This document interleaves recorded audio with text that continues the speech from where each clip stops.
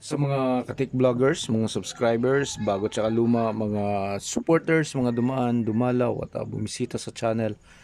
Lahat ng mga viewers, secret viewers at silent viewers, magandang araw.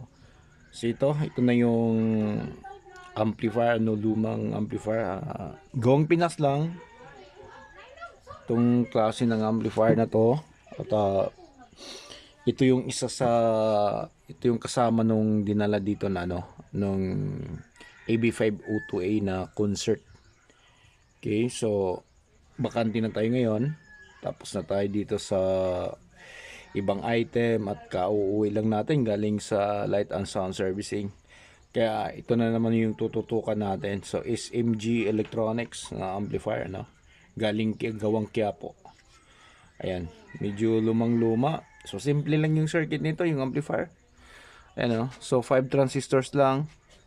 Yang naka isang bus, tapos driver at output. Ganun lang, 5 piraso lang. Yung pinaka differential amplifier niya ay IC. Ayan, tingnan nyo ng maigi. Zoom nyo lang So troubleshoot na natin siya kung ano yung mga problema.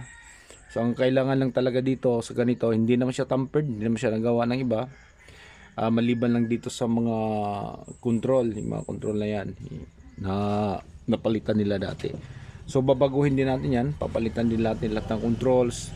Tapos ito mga switches na to, kahit na matitibay ito, okay, kakapitan pa rin to ng kalawang, kaya kailangan natin tong linisin isa-isa, babaklas katulad ng ginawa natin sa 502. At lahat ng mga capacitors yan, papalitan natin yan. Tingnan nyo ng maigi, yan, so sobrang dami ng mga capacitors yan. Yung filter na yan, so supply nito ay 25025. Yung mga capacitor na yan, tingnan nyo yung mga ganyan, yan. Okay, so kailangan palitin na talaga, kahit na tanggalin mo yan at wala kang makikitang kalawang sa tawag nito sa ilalim. Pero kung titingnan mo maigi yung dito yung sa top niya, yung mga puputi-puti na, tapos yung mga tagiliran niya parang may mga bukbok, parang may mga bilog-bilog na lumalabas dito sa tagiliran. Pagka nakakita ka ng mga ganong klaseng capacitors ay talagang palitan mo na, kahit nasabihin mo pang tama pa yung kanyang capacitance value. Okay, so simpleng-simple lang yung kanyang circuit, ayan. So ito yung control na papalitan natin. So yan, so itong tatlo na yan, daanin muna natin sa linis, baka pwede pa. Pero ito yung mga ganito, ayan, okay, papalitan talaga natin yan. Tapos itong mga switches na to, matitibay itong mga switches na yan. Ayan, matitibay yan, kaya babaklasin natin yan at mamanual na naman yung paglilinis. Itong mga lahat ng mga board na to, dito yung mga board na yan, papaliguan at babad na naman natin ng sasabon yan. Ngayon tingnan nyo yung hitsura kung gaano siya kadumi.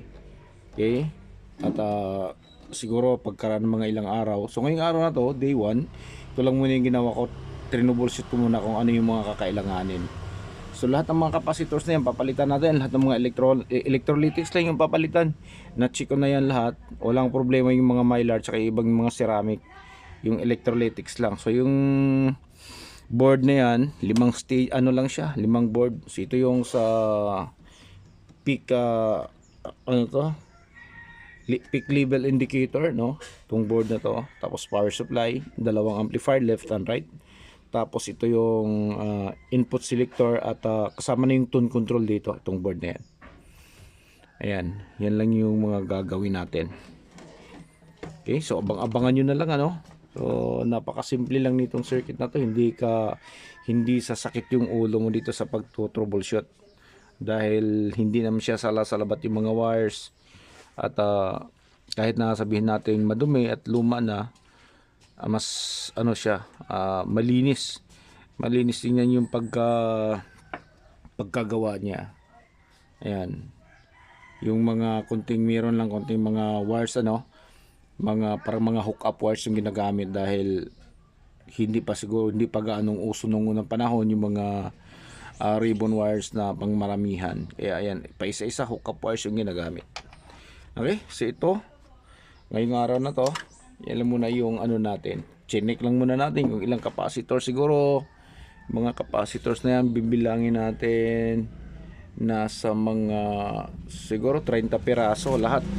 Itong mga capacitors na palitin. Lahat yan ay electrolytics capacitor.